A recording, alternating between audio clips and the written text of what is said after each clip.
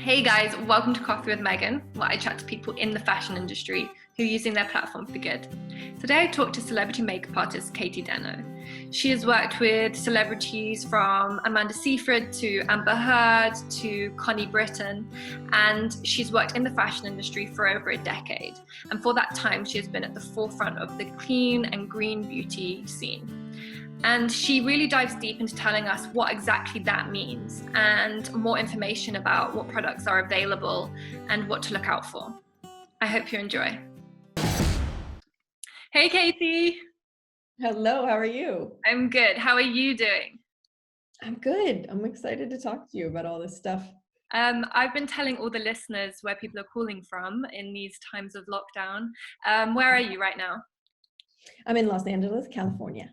Nice. It's a good location to be. At least you're outside with the sun. That's beautiful. No. So I'm going to dive straight in. You've been at the forefront of the green beauty scene for over a decade now. And you use the term green beauty a lot on your YouTube and Instagram. And I want to give a definition to that to people who may not know exactly what the term green beauty means. Absolutely. It's just such a great question. And I wish that I had a better answer than this like kind of garbled together one that I'm going to give you. Because at this point, there is no dictionary or legal definition of clean beauty, green beauty. Some people use the term non-toxic beauty. I did for a while. And then I was like, well, I don't have the scientific backing to even state that what I'm talking about is specifically non-toxic, so I can't use that anymore. People say natural beauty, organic beauty products. It's like all over the place. But I use this catch-all phrase of green beauty or clean beauty to mean products that are formulated with the health of our bodies and the planet in mind. Super simple. And when people kind of try to counter that and say, you know, there haven't been enough studies to prove that all of these these ingredients that you're speaking negatively about are for sure bad for our bodies or the planet. I mean, my answer is, well, if we don't know for sure, then let's just choose something else. Like, why not? Yeah, that's perfect, actually. And why did you find this area of beauty appealing? Why is it something that you wanted to be a voice of?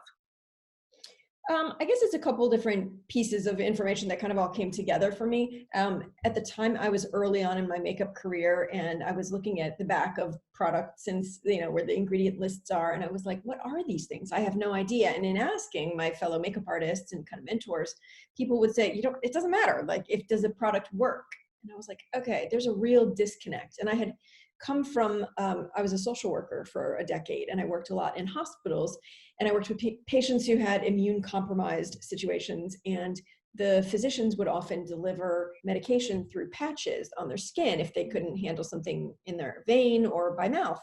And so I knew that our skin, although it's a great barrier, it's waterproof, it's all of these things that help keep us from being exposed to all the elements and chemicals, it still allows a lot in. And I was like, okay, so if we don't know what these things are that are in our beauty products, but we're slathering them on over and over and over, how do we know that they're okay for us? And the answer was kind of, we don't. Stop asking. Yeah. And I was like, that's going to make me want to ask more. And so that was kind of, and also at the time, one of my girlfriends had been at 32, I think, or 31, had been diagnosed with Hodgkin's lymphoma.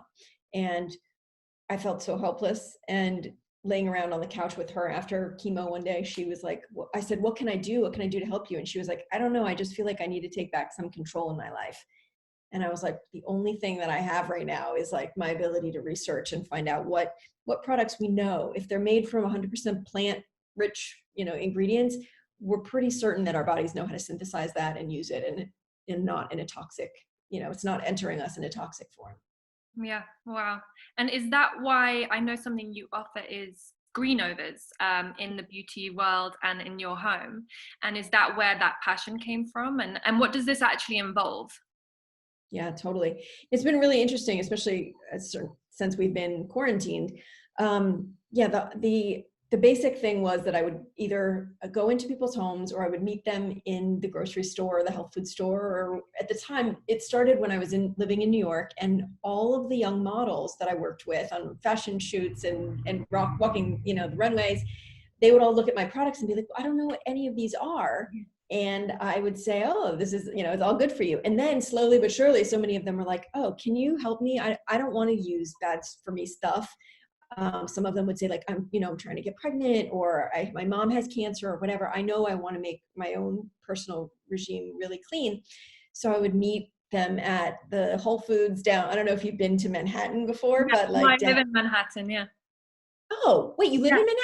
I do usually I Oh, do. I'm currently in Cape Town.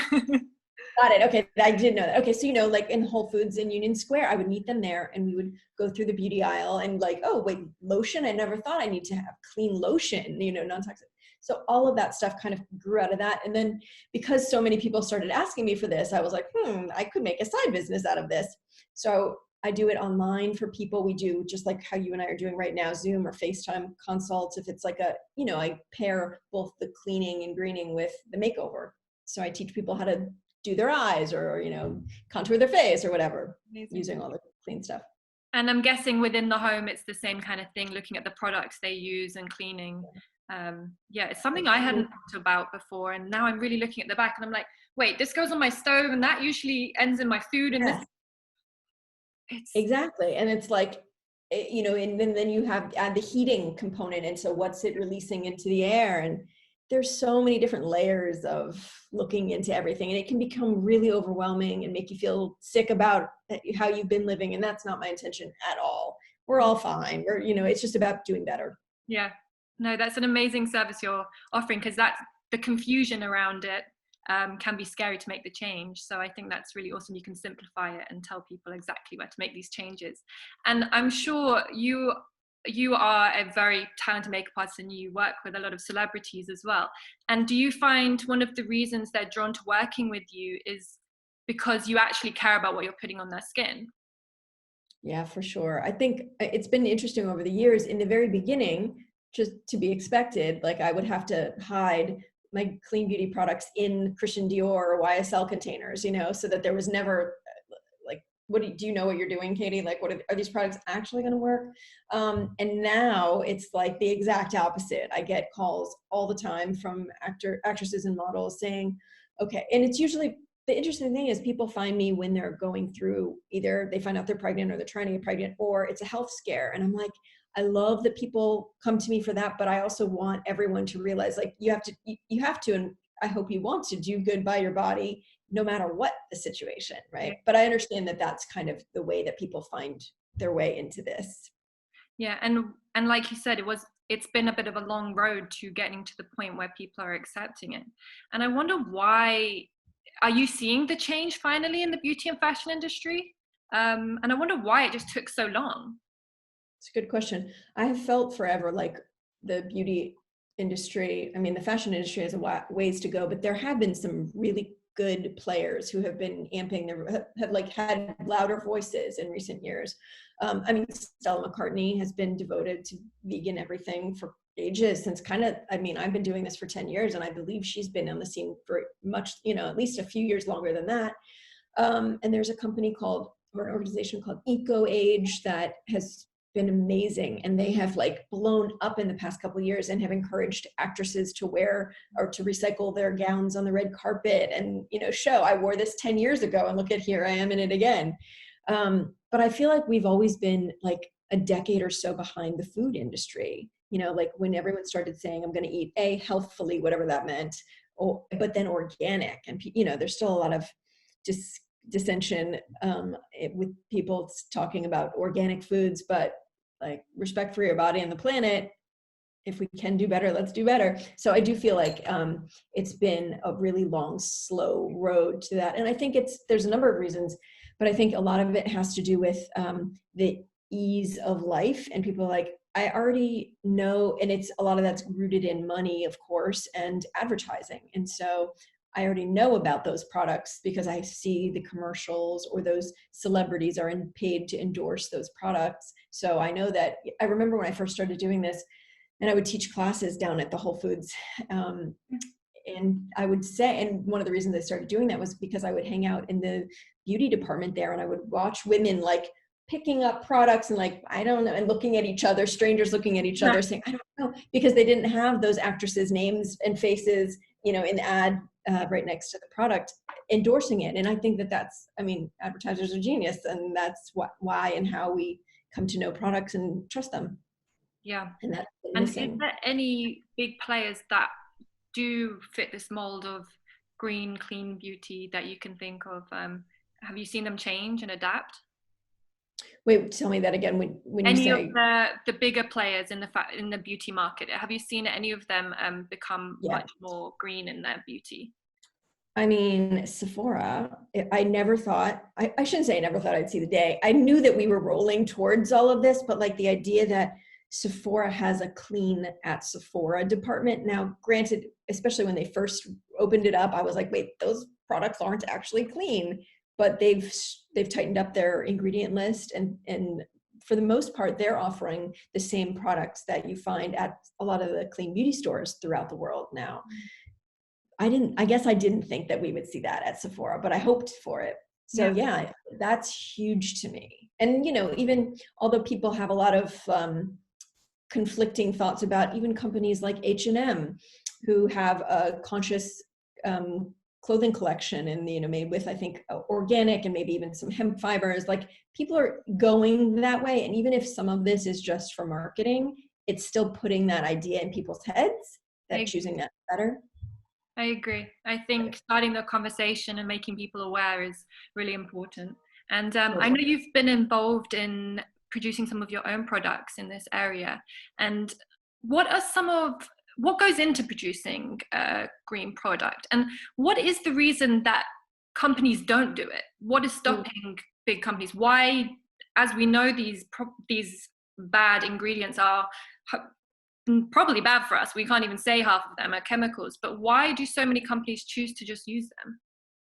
I think the ease of manufacturing, because it's so much easier to, there's these places you can go, websites and in person, where it's basically, we call it Your Name Here products, and they're already formulated, they're already prepackaged. You can choose a scent to add to the formulation. You can choose a different color on the packaging. It's so easy for product lines. So the majority of these lines that, Instagram stars or whomever have come out with are just like Your Name Here products. Maybe they add a little sparkle or they tweak the color or whatever, but it's so easy to do. And the majority of the companies behind those products, they're not interested, because they know that all the other stuff works, it sells. People are not that fanatic about having clean, and maybe they add one botanical ingredient and they make sure it's vegan, there's no animal products used, which for the most part that's the case these days anyway across the board, and they put those stamps on the product and they sell it, and people think just because it says paraben free or vegan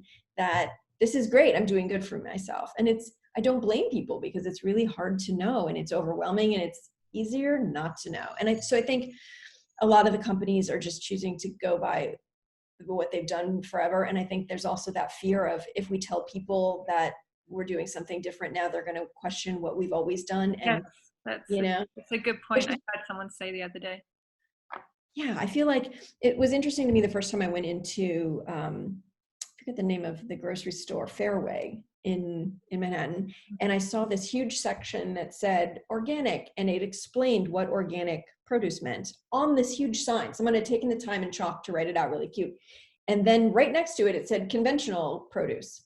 And more people were shopping in the conventional section. And I was like, okay, this is evidence that even if you scream from the rooftops why these are better, some people are still going to choose maybe the few pennies less, or maybe even a few quarters less, like price point of the conventional. And also some people don't know the difference between the word conventional and organic. And that, I think, is a marketing ploy as well. There's so many, it's so multi-layered. Mostly, yeah, definitely.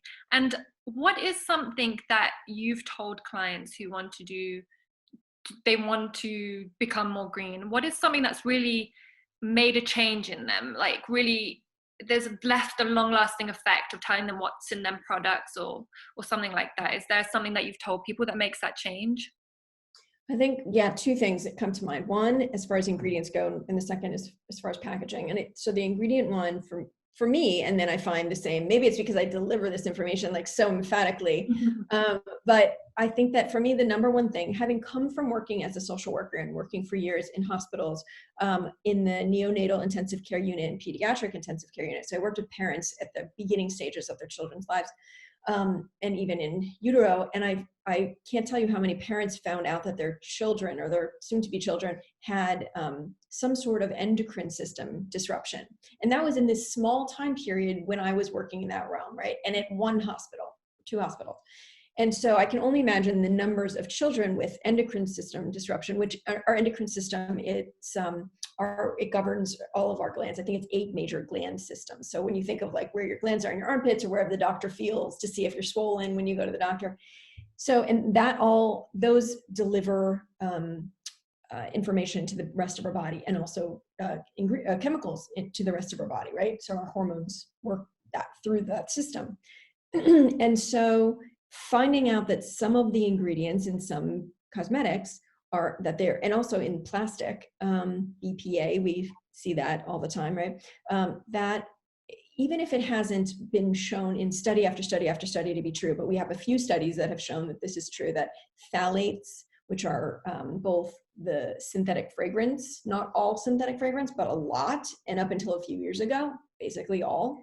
Now there are some advances in synthetic fragrance that are not endocrine system disrupting. But if we even think that that could be contributing to these kinds of disorders, both in children and as we age and we, absorb these chemicals through the air. I mean, you like think about all the ways that you're hit with potentially toxic ingredients, in the shower, in the water that's hitting you, the products that you're using, the air that you're breathing, the water that you're drinking, everything. So even if you think this one thing can't be hurting me, it's the overall toxic load. That sure, that one thing has been proven to be fine at certain levels, but when we're using the same lipstick 20 times a day, touching up, chapstick or whatever, we don't know because we haven't been tested for that. So why not choose something that we know is safe? Yeah. And you said you have one more point about packaging that you... Thank you. So I often will tell people ask people to think about like their, when you open your medicine chest or wherever you store your products, how many products do you have in there? And how many of those products did you buy this year? And it's usually like, most of them, and maybe I have 35 different products, from powder to toothpaste to whatever, like all these things. How many of those packages are plastic? 90% of them. Okay, so think about that. Every year, you had to carry all of the products that you used for every year, the empty packaging, or have it in your home, sitting on the ground for the past 20 years of your life. And then think about all of the people who've come before you in your family lineage, and you have to have all of the stuff that they have used, their empties. It's like we're smothering our planet with our, once plastic is made, it's here. There's a great documentary that I just watched called The Story of Plastic, and it's available on Amazon, and it is, and it has a sister documentary called The Story of Stuff, which is so good as well, that I used to play at the beginning of all of my classes that I would teach, and everyone would just be like, because you don't think about where stuff comes from, what happens to you, use it, and then it's gone. You put it in the garbage, the rubbish, the whatever, but that just means it's going to another place on our planet, and someone else has to be a part of the next stages, which usually means it's off-gassing, it's messing, a lot of that contributes to climate change, greenhouse. I mean, it's like, it's so sanitized for us. We just think like, oh, I'm so excited for this new product, and now I'm done with it. Trash. I know. Right. We don't see enough of what's going on and how it's affecting marine life, the environment, everything.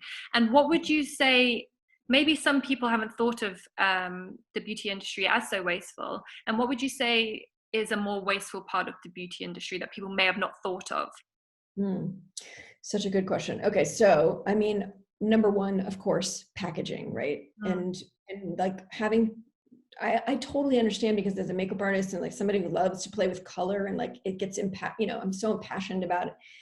The fun of it, I want the next new amazing thing, but like the idea of always, just like in fashion, clothing, like buying a few staple pieces that you know are going to be great for you, that's the most amazing way to go. So rather than just like impulse buying off of what you see advertised to you, it's like, that's a new lipstick that might look good on me, or, you know, like actually maybe once stores are opened again, go in and take it to, you know, test it out, or if your friend has it, borrow it and test, you know, that kind of thing, rather than you know, accumulating all of these things that you may or may not ever use. And with clean beauty, you don't want to keep things in the back of your medicine chest or like an old purse to rediscover 2 years later, because just like a head of broccoli, these things are made with, you know, ingredients that may not have crazy preservatives, and they're not going to be good for that long.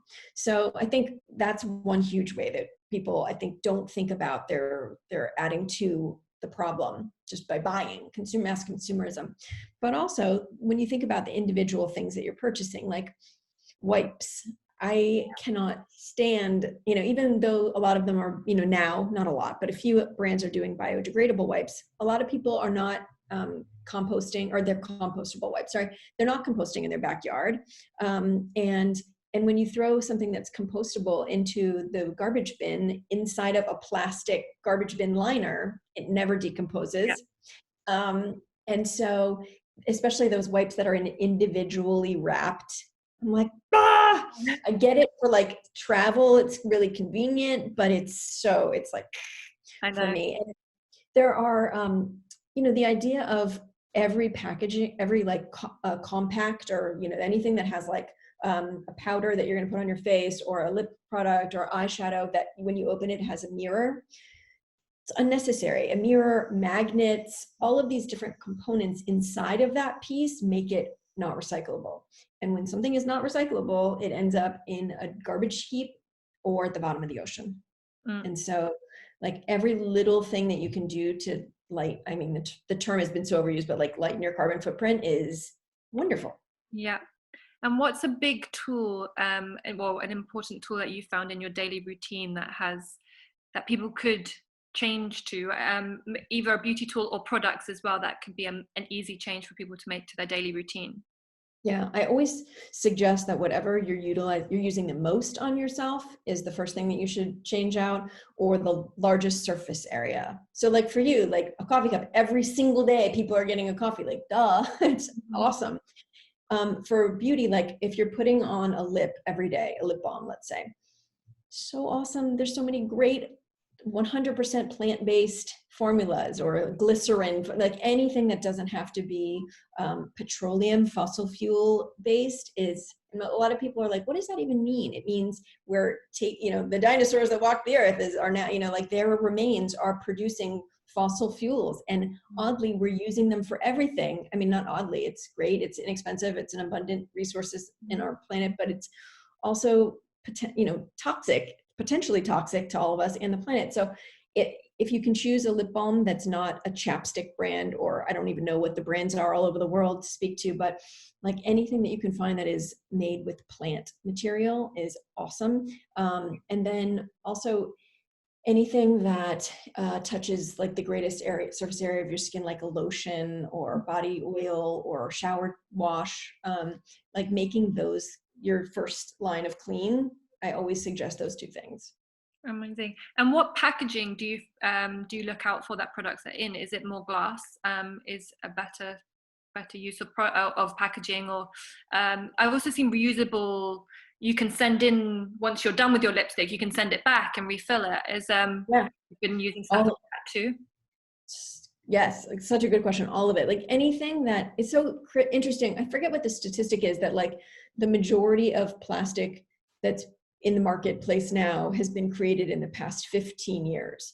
So, and we're drowning in it. So it's not like, I mean, plastic is wonderful for so many reasons in the hospitals. Like there's, you know, nothing but respect for the ways that it can be used, but it just needs to be used more responsibly. So to that end, there are some companies, one in particular in Brazil, that have figured out how to turn sugarcane waste into ethanol and create plastic. It's like it can be recycled the same way our current recycling systems are set up. So you can use sugarcane plastic instead of regular and so there are some brands that are starting to do that. So you can look for that on the packaging. You can Google search, or hashtag search that on Instagram and find some of the brands that are doing that, which is awesome. Glass, yes, but then there's that caveat of glass is heavier and therefore more expensive, more of a carbon footprint to ship. So for that reason, I do prefer glass for sure over plastic. But you have to kind of weigh. And then also, although I love and tell people about beauty products that are created all over the world and shipped to everyone everywhere, I also still really love the idea of shopping your local farmer's market, because there's a lot of local people who are making really cool things in like reusable little tins that, lip balms in like little tins, which is great. Like a material that, can be easily recyclable, a composite of metals. Like there's nothing better to shop locally, and especially supporting small businesses. I love that advice, and that's especially what I've been doing here in Cape Town, because I had to travel so quickly, and I just went to the local health food store and found like toners and products that have all been made locally, and they've been amazing. Yeah, your skin looks incredible, by the way. Oh, thank you. Yeah, I'm very, very moisturized and shiny right now. Oh, good. It looks great. And you're talking about, so internet has really helped us.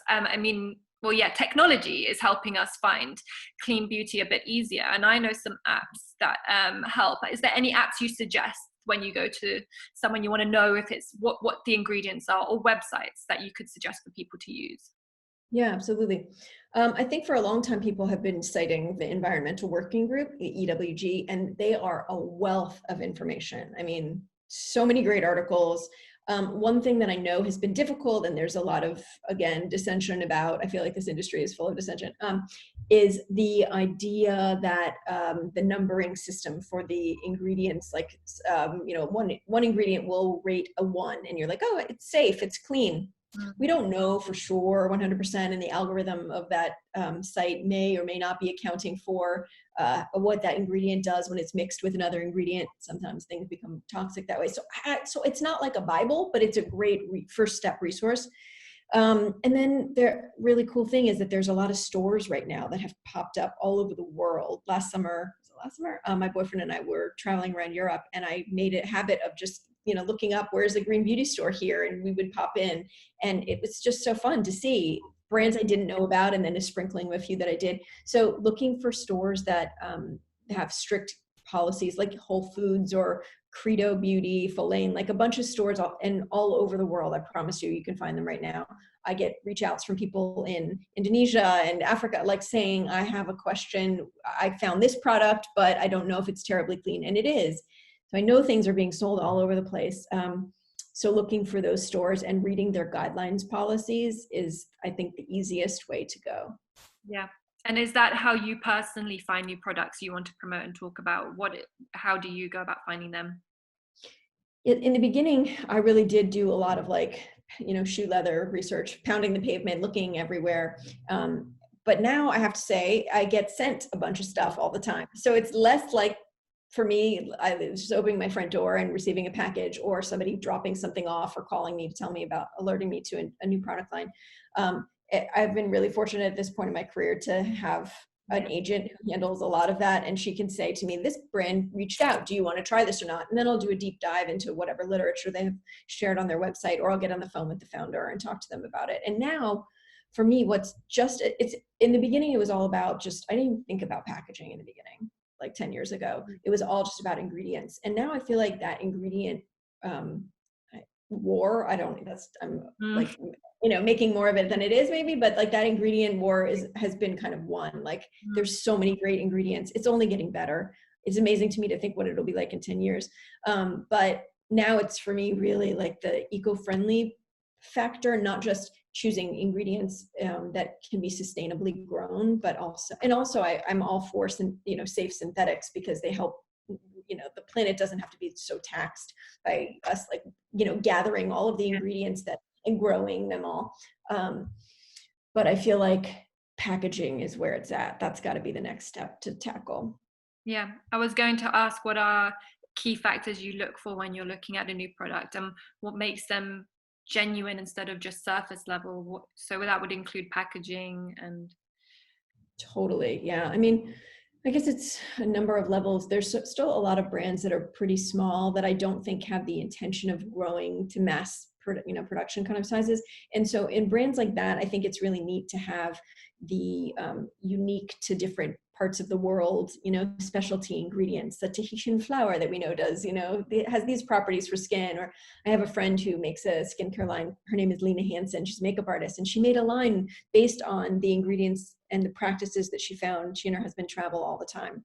And so found, in Thailand, they discovered these certain ingredients that are used that aren't used anywhere else in the world. And so she helps local, mostly women, develop their own businesses, or she helps them to grow their own businesses and farm, and then package up and then export these ingredients that are unique and exciting to those of us who've never heard of them before. And so for that kind of specialty product line, I think it's amazing. But if it's going to be a mass product line, that's really taxing on the environment, and not just the growing of it, but like the transporting of those ingredients and that kind of stuff. So that's why it's hard, because now it's like a lot of safe synthetics are great if you can make it in a lab and it's known to be safe. I'm all for that. And there was a great expose that came out from Refinery 29. One of the journalists there, Lexi, she wrote, she went to India and came upon, without any warning, these mines. She went with a group that knew about them, where these children, these kids are under the age of 10, are mining mica, which is it's the earth that makes up the shimmer. You can break these pieces of mica apart. You've seen it. It's in almost everything. Yeah. But you can look this documentary up. Journalistic piece up. It's amazing. Refinery 29. I can't remember the name of it, but Lexerback. So profound. And so like a lot of the green beauty brands are choosing to use synthetic mica now, as opposed to dealing with that. But what's really cool is, and they highlight this in the piece, larger companies, I think Estee Lauder, maybe L'Oreal, they chose, instead of, when they found this out, that these child labor laws are being broken and kids are being hurt and not going to school and all that stuff, they chose not to just pull out. They chose to stay and help the community. And so it's like those kinds of backstories, that means a lot to me. If I'm going to be, painting something on my face or my clients every day, I want to know that it's not draining the world of all goodness. No, that's really important. And in this time, could you name, probably I'll ask you to name more than one, because I'm sure you have a few, but say top 3 products or brands people could look at, you feel are doing it right now? Yeah. I love Aether Beauty. They have such fun colors. So she started out with eyeshadow palettes. Okay. And she used to work at Sephora, and she worked as a person who, I guess all the brands would come and pitch to her. And she was like, I'm nauseous looking at all of the excess waste that I know is now going to enter the stream because of me saying yes. If I'm greenlighting a brand to come in, it's like, so she took all of her smarts and knowledge gained from that and hearing from other brands that are, starting to go the clean route. And she was like, I'm going to come out with really fun eyeshadow colors using mica that is, not derived from mines, using children's labor, but fun colors, sparkly, fun packaging that has, I think the only waste from her packaging is a strip of elastic that you can cut off, and then you can put the entire palette, which is paperboard, into the recycling bin, and you can take out the individual little triangular shaped palettes where the shadows are housed, and those can be recycled along with metals. Mm-hmm. So like brands like that are really trying to pay attention. There's a brand called Codex, which is a skincare line formulated in Ireland that recently came on the scene, and they're one of the first that I've known to use the sugarcane packaging. Okay. And it holds up nicely. That was a big problem. Like a lot of easy to recycle packaging isn't that like luxe and like, you don't want it on your vanity, but it's changing. And so things are amazing. And there's this company called Beauty Heroes that I believe ships worldwide. Have you heard of Beauty Heroes? I haven't. No, they're still small and niche, but they're really cool, and they vet their ingredients and their packaging really thoroughly. And they're a beauty box subscription, and I've never really cared about beauty boxes because I always thought they'll send me samples. Most of it's garbage. I'm not going to want it, but they're like, everything about what they do is smart and thoughtful for the earth, and then they vet their products so well, and every single thing that they've ever sent, I'm like, this is a new favorite. That's So amazing. there's, I'm going to yeah, look at all of those, and especially a beauty box of sustainable and eco-friendly. Those kind of things would be really cool because you can definitely try them and find your favorite then. totally. And so just to finish this off, obviously we've all been in a strange time in lockdown or quarantine everywhere around the world. What is something you've learned from this time? Hmm.